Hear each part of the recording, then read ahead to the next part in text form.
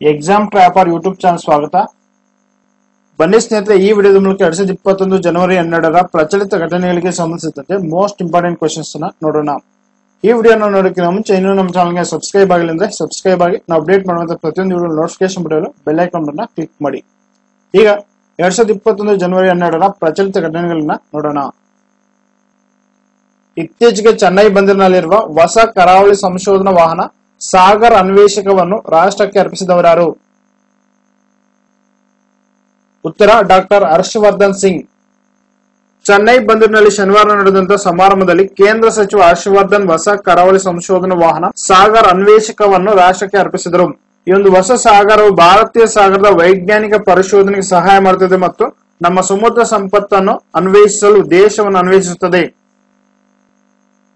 ವಿಶ್ವ ಹಿಂದಿ ದಿನವನ್ನು ಯಾವಾಗ ಆಚರಿಸಲಾಗುತ್ತದೆ? ಉತ್ತರ 10 ಜನವರಿ. ವಿಶ್ವ ಹಿಂದಿ ದಿನವನ್ನು ಪ್ರತಿ ವರ್ಷ ಜನವರಿ 10ರಂದು ಆಚರಿಸಲಾಗುತ್ತದೆ.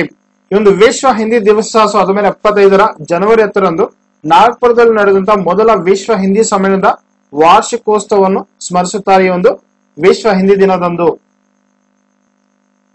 ಆಂಟಿ ಡೋಪಿಂಗ್ ಶಿಕ್ಷಣ ಮತ್ತು ಕಲಿಕೆ ಅಥವಾ ಎಡಿಇಎಲ್ ವೇದಿಕೆಯನ್ನು ಪ್ರಾರಂಭಿಸಿದವರು ಯಾರು? ಉತ್ತರ ವಿಶ್ವ ವಿರೋಧಿ ಡೋಪಿಂಗ್ ಏಜೆನ್ಸಿ ಅಥವಾ world anti doping agency. World anti doping agency ಅಥವಾ WADA ತನ್ನ ಡೋಪಿಂಗ್ ವಿರೋಧಿ ಶಿಕ್ಷಣ ಮತ್ತು ಕಲಿಕಾ ವೇದಿಕೆಯನ್ನು ಅಥವಾ ADEL ಪ್ರಾರಂಭಿಸಿದೆ. ಸುಧಾರಿತ ಕಾರ್ಯಕ್ರಮವು ಡೋಪಿಂಗ್ ವಿರೋಧಿ ಶಿಕ್ಷಣವನ್ನು ಗಮನಾರ್ಹವಾಗಿ ಮುನ್ನಡೆಸುವ ನಿರೀಕ್ಷೆಯನ್ನು ಎಂದು ಏಜೆನ್ಸಿ ಒಳಗೊಂಡಿದೆ. ನಗರ ಸಂಸ್ಥೆಗಳ ಸುಧಾರಣೆಗಳನ್ನು ಯಶಸ್ವಿಯಾಗಿ ಜಾರಿಗೆ ತಂದ 3ನೇ ರಾಜ್ಯ ಯಾವುದು? ಉತ್ತರ ತೆಲಂಗಾಣ. ಈ ಒಂದು ನಗರ ಸಂಸ್ಥೆಗಳ ಸುಧಾರಣೆಗಳನ್ನು ಜಾರಿಗೆ ತರುವ ಮೂಲಕ ನಗರ ಸ್ಥಳೀಯ ಸಂಸ್ಥೆ ಸುಧಾರಣೆಯನ್ನು ಜಾರಿಗೆ ತಂದ ಆಂಧ್ರಪ್ರದೇಶ ಮತ್ತು ಮಧ್ಯಪ್ರದೇಶದ ನಂತರ ತೆಲಂಗಾಣ ರಾಜ್ಯ 3ನೇ ರಾಜ್ಯವಾಯಿತು. ಈ ಪ್ರಕ್ರಿಯೆಯಲ್ಲಿ ಈ ಒಂದು ತೆಲಂಗಾಣ ರಾಜ್ಯವು 7,406 ಕೋಟಿ ರು ಹೆಚ್ಚುವರಿ ಸಾಲ ಪಡೆಯಲು ಅರ್ಹತೆ ಪಡೆದಿತ್ತು. ಗುವಾಹಟಿ ಹೈಕೋರ್ಟ್ನ ಹೊಸ ಮುಖ್ಯ ನ್ಯಾಯಮೂರ್ತಿಯಾಗಿ ಯಾರನ್ನು ನೇಮಿಸಲಾಗಿದೆ? ಉತ್ತರ ಸುಧಾಂಶು ದುಲಿಯಾ. ನ್ಯಾಯಮೂರ್ತಿ ಸುಧಾಂಶು ದುಲಿಯಾ ಗೌಹಾತಿ ಹೈಕೋರ್ಟ್ನ ಮುಖ್ಯ ನ್ಯಾಯಮೂರ್ತಿಯಾಗಿ ನೇಮಕಗೊಂಡಿದ್ದಾರೆ. ಅಂದಿನ ಮುಖ್ಯ ನ್ಯಾಯಮೂರ್ತಿ ಅಜಯ್ ಲಂಬಾ ಸೆಪ್ಟೆಂಬರ್ 21ರಂದು ನಿವೃತ್ತಿಯಾದ ನಂತರ ಗೌಹಾತಿ ಹೈಕೋರ್ಟ್ನ ಮುಖ್ಯ ನ್ಯಾಯಮೂರ್ತಿಯಾಗಿ ನೇಮಕಗೊಂಡಿದ್ದ ನ್ಯಾಯಮೂರ್ತಿ ನೋಂಗಮೈ ಕಾಪಂ ಕೊಟ್ಟೇಶ್ವರ್ ಸಿಂಗ್ ಅವರಿಂದ ಮುಖ್ಯ ನ್ಯಾಯಮೂರ್ತಿಯಾಗಿ ದುಲಿಯಾ ಅವರು ಅಧಿಕಾರ ವಹಿಸಿಕೊಂಡಿದ್ದಾರೆ. ಇತ್ತೀಚೆಗೆ ಯಾವ ರಾಜ್ಯದ ಮುಖ್ಯಮಂತ್ರಿ ಯಾತ್ರಾ ಸಾರಥಿ ಯೋಜನೆಯಡಿ ಮಹಿಳೆಯರು ಮತ್ತು ವೃದ್ಧರಿಗೆ ಉಚಿತ ಬಸ್ ಸೇವೆಯನ್ನು ಪ್ರಾರಂಭಿಸಿದ್ದಾರೆ? ಉತ್ತರ ಅಸ್ಸಾಂ. ಅಸ್ಸಾಂ ಸರ್ಕಾರವು ಮಹಿಳೆಯರು ಮತ್ತು ಹಿರಿಯ ನಾಗರಿಕರಿಗೆ ಉಚಿತ ಬಸ್ ಪ್ರಯಾಣವನ್ನು ಒದಗಿಸಿದೆ. ಒಂದು ಮಹಿಳೆಯರು ಮತ್ತು ಹಿರಿಯ ನಾಗರಿಕರು ಗುವಾಹಟಿ ನಗರದೊಳಗೆ ಪ್ರಯಾಣಿಸಲು ಬ್ರಾಹ್ಮಣ್ ಸಾರಥಿ ಯೋಜನೆಯಡಿ ಮೀಸಲಿಟ್ಟ 25 ಗುಲಾಬಿ ಬಸ್ಸುಗಳನ್ನು ಅಸ್ಸಾಂ ಮುಖ್ಯಮಂತ್ರಿ ಸರ್ಬಾನಂದ್ ಸೋನೋವಾಲ್ ಅವರು ಪ್ರಾರಂಭಿಸಿದರು. ದಿ ಕ್ರಾನಿಕಲ್ ಆಫ್ ಫಿಲಾಂಥ್ರಪಿ ಇತ್ತೀಚೆಗೆ ಬಿಡುಗಡೆ ಮಾಡಿದ ಅತಿ ದೊಡ್ಡ ದೇಣಿಗೆಗಳ ವಾರ್ಷಿಕ ಪಟ್ಟಿಯಲ್ಲಿ ಯಾರು ಅಗ್ರಸ್ಥಾನದಲ್ಲಿದ್ದಾರೆ? ಉತ್ತರ ಜೆಫ್ ಬೆಜೋಸ್.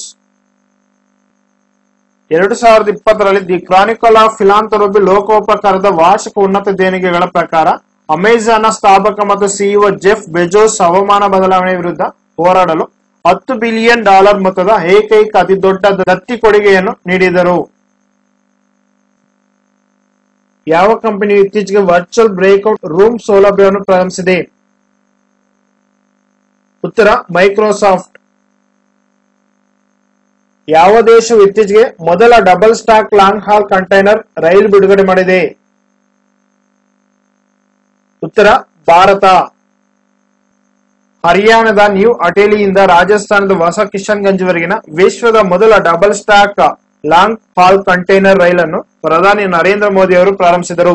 ಪಾಶ್ಚಾತ್ಯ ಮೀಸಲಾದ ಸರಕು ಕಾರಿಡಾರ್ ನ ಅಥವಾ DFC 306 ಕಿಲೋಮೀಟರ್ ರೇವಾರಿ ಮದರ್ ವಿಭಾಗವನ್ನು ಕೂಡ ಅವರು ಪ್ರಾರಂಭಿಸಿದರು. ಯಾವ ರಾಜ್ಯ ಸರ್ಕಾರ ಇತ್ತೀಚೆಗೆ ಸಿನಿಮಾ ಹಾಲುಗಳಲ್ಲಿ 100% ಉದ್ಯೋಗವನ್ನು ಅನುಮತಿಸಿದೆ? ಉತ್ತರ ಪಶ್ಚಿಮ ಬಂಗಾಳ. ಈ ಒಂದು ಕ್ವಶನ್ಗೆ ಸಂಬಂಧಿಸಿದಂತೆ ಇನ್ಫಾರ್ಮೇಶನ್ ಅನ್ನ ಇಲ್ಲಿ ನೋಡೋಣ. ಪಶ್ಚಿಮ ಬಂಗಾಳದ ಮುಖ್ಯಮಂತ್ರಿಯಾದಂತಹ ಮಮತಾ ಬ್ಯಾನರ್ಜಿ ಅವರು ರಾಜ್ಯದ ಸಿನಿಮಾ ಹಾಲುಗಳಲ್ಲಿ 100% ಉದ್ಯೋಗವನ್ನು ಅನುಮತಿಸಿದ್ದಾರೆ. ಆದರೆ ಕೋವಿಡ್-19 ದೃಷ್ಟಿಯಿಂದ ಮುನ್ನೆಚ್ಚರಿಕೆ ಕ್ರಮಗಳನ್ನು ಅನುಸರಿಸಿದ್ದಾರೆ. ಕೋಲ್ಕತ್ತಾ ಅಂತಾರಾಷ್ಟ್ರೀಯ ಚಲನಚಿತ್ರೋತ್ಸವ 2021ರ 26ನೇ ಆವೃತ್ತಿಯ ಉದ್ಘಾಟನಾ ಸಮಾರಂಭದಲ್ಲಿ ಅವರು ವಿಡಿಯೋ ಕಾನ್ಫರೆನ್ಸ್ ಮೂಲಕ ಮಾತನಾಡಿದರು.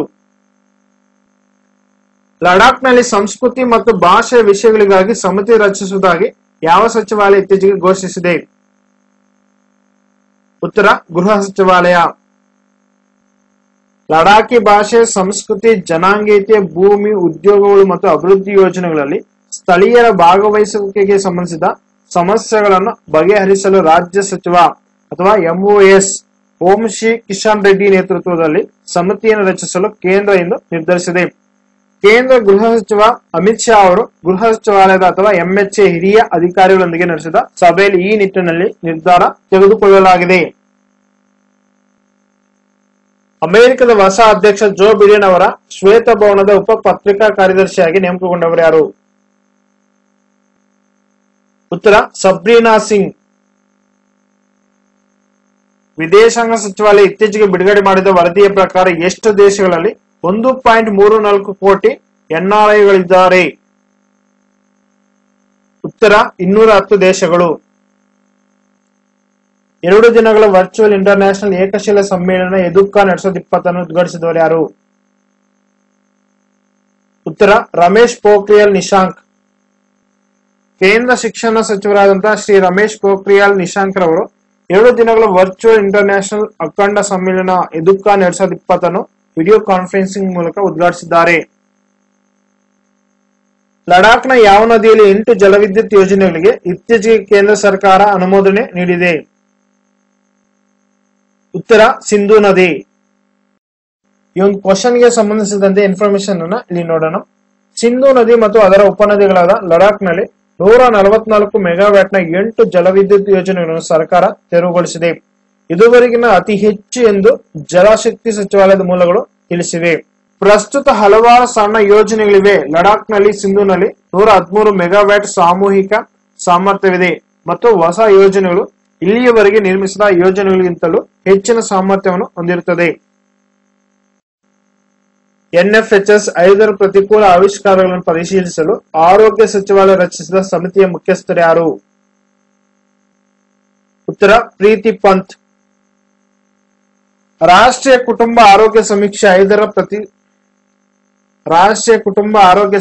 5ರ ಪ್ರತಿಕೂಲ ಆವಿಷ್ಕಾರಗಳನ್ನು ಅಧ್ಯಯನ ಮಾಡಲು ಆರೋಗ್ಯ ಮತ್ತು ಕುಟುಂಬ ಕಲ್ಯಾಣ ಸಚಿವಾಲಯ ತಾಂತ್ರಿಕ ತಜ್ಞರ ಗುಂಪನ್ನು ಸ್ಥಾಪಿಸಿದೆ.